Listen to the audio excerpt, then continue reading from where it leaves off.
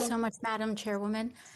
Um, Mr. Tanev, Robinhood has engaged in a track record of outages, design failures, and most recently, what appears to be a failure to properly account for your own internal risk. You've previously tried to blame clearinghouses for your need and scrambled to raise some $3.4 billion in a matter of days, but you've also, blamed a lack of industry-wide real-time settlement, or rather a lack of that settlement of trades. But Robinhood's requirements for margin have long been far more lax than other brokers for a long time.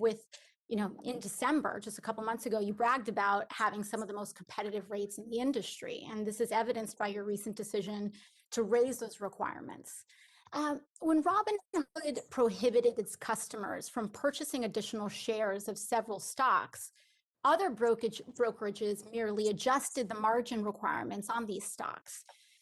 So, Mr. Tanev, given Robinhood's track record, isn't it possible that the issue is not clearinghouses, but the fact that you simply didn't manage your own book or failed to appropriately manage your own margin rules or failed to manage your own internal risks?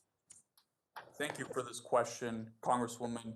Let me address the margin point because I think this is an important one that has been under discussed.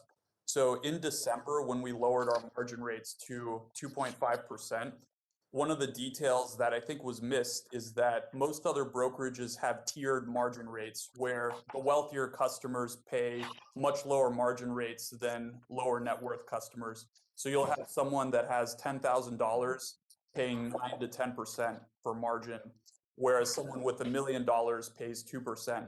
So our approach was give everyone a uniform rate so that wealthier customers are not advantaged with lower rates than lower income customers. And I think that's a unique approach in our industry and is representative. Thank you. I have to apologize. I have to reclaim my time for questioning. As many of my colleagues have also pointed out, Robinhood generates much of its revenue from the payment for order flow arrangements with market makers like Citadel, as well as Two Sigma and Virtue. And in 2016, the SEC highlighted ways that the payment for order flow created a, quote, potential conflict of interest with a broker's duty of best execution. And then one of the ideas that the commission floated in 2016 for addressing these conflicts of interest was to require that brokers pass on the proceeds of a payment for order flow. Now, earlier, one of my colleagues, Representative San Nicolas, said that Robinhood owes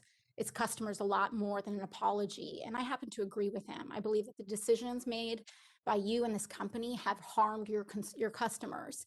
Mr. Tanev, would you be willing to commit today to voluntarily pass on the proceeds of the payment for order flow to Robinhood customers? Congresswoman, I appreciate that question.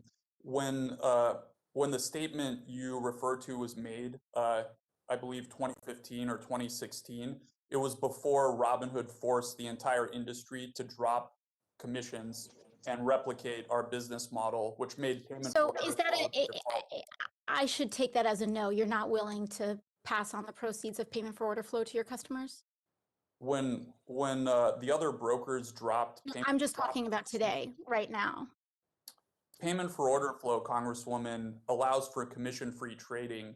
In the context of trading commissions, it's a much larger source of revenue in the past than payment. Mr. Tanev, I apologize, and I don't want to be rude. I just have limited time. But if removing the revenues that you make from a payment for order flow would cause the removal of free commissions, doesn't that mean that trading on Robinhood isn't actually free to begin with? Because you're just hiding the cost in terms of potentially poor execution or the cost of lost rebates to your customers.